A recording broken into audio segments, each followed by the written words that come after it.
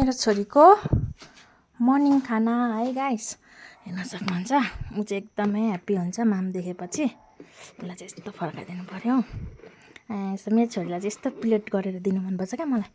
अब उसले अहिले त त्यस्तो उयो गरेर खाँदैन नि त, दाँत सबैतिर छैन, नभए त म चिच्चीहरू पनि दिन्थेँ नि बहिनीलाई नि।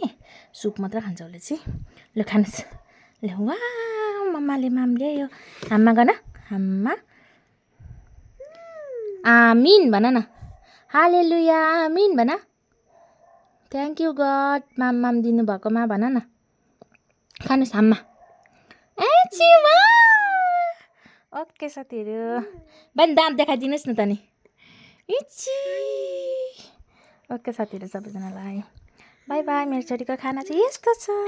डल्लु बा टाटा गर भन्नु, टाटा गर, टाटा भन।